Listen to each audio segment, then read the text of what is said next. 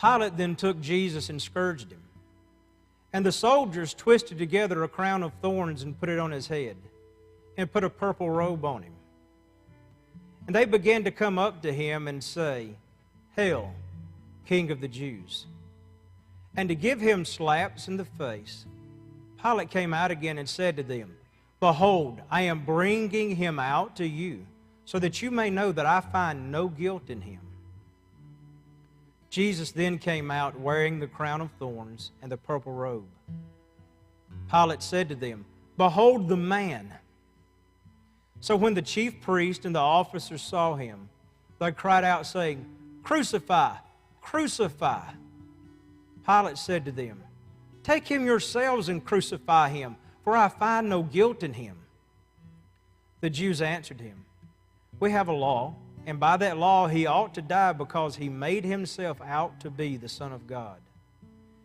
Therefore, when Pilate heard this statement, he was even more afraid, and he entered into the praetorium again and said to Jesus, "Where are you from?" But Jesus gave him no answer. So Pilate said to him, "You do not speak to me? Do you not know that I have authority to release you and I have authority to crucify you?" Jesus answered, "You would have no authority over me unless it had been given you from above.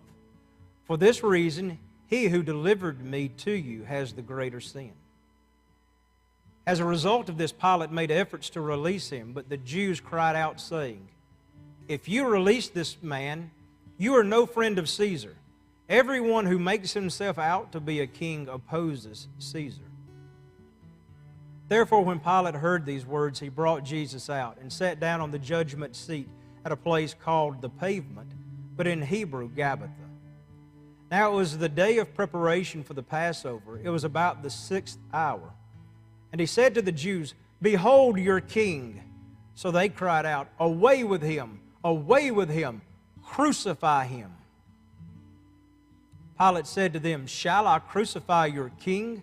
The chief priest answered, "We have no king but Caesar."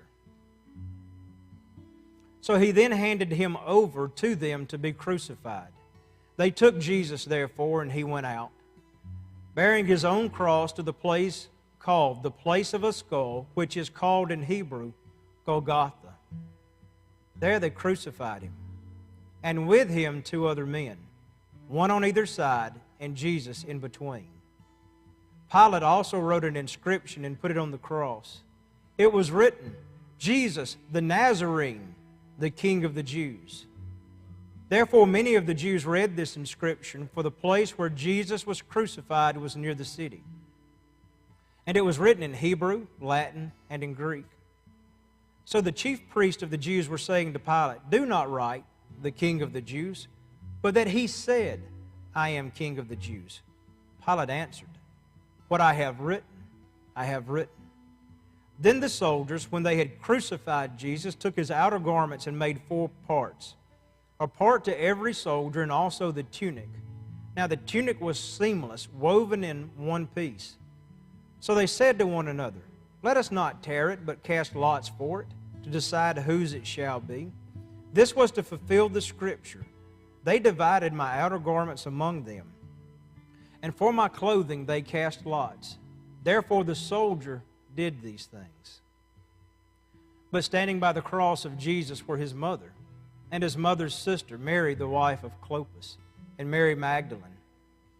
When Jesus then saw his mother and the disciple whom he loved standing nearby, he said to his mother, "Woman, behold your son." Then he said to the disciple, "Behold your mother." From that hour the disciple took her into his own household. After this, Jesus, knowing that all things had already been accomplished to fulfill the Scripture, said, "I am thirsty." A jar full of sour wine was standing there, so they put a sponge full of the sour wine upon a branch of hyssop and brought it up to his mouth. Therefore, when Jesus had received the sour wine, he said, "It is finished." And he bowed his head and gave up his spirit. Then the Jews, because it was the day of preparation, so that the bodies would not remain on the cross on the Sabbath, for that Sabbath was a high day, asked Pilate that their legs might be broken and that they might be taken away.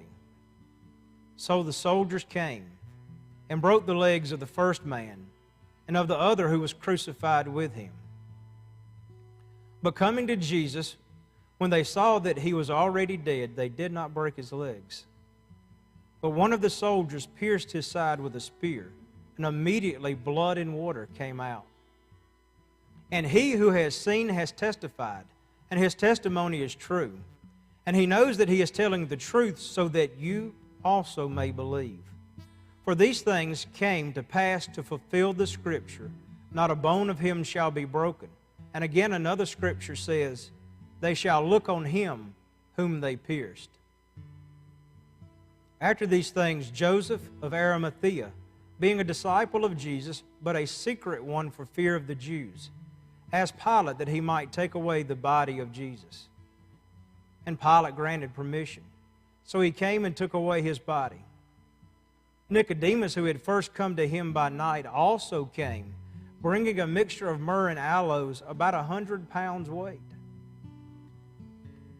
So they took the body of Jesus and bound it in linen wrappings with the spices, as is the burial custom of the Jews. Now in the place where he was crucified there was a garden, and in the garden a new tomb in which no one had yet been laid. Therefore, because of the Jewish day of preparation, since the tomb was nearby, they laid Jesus there.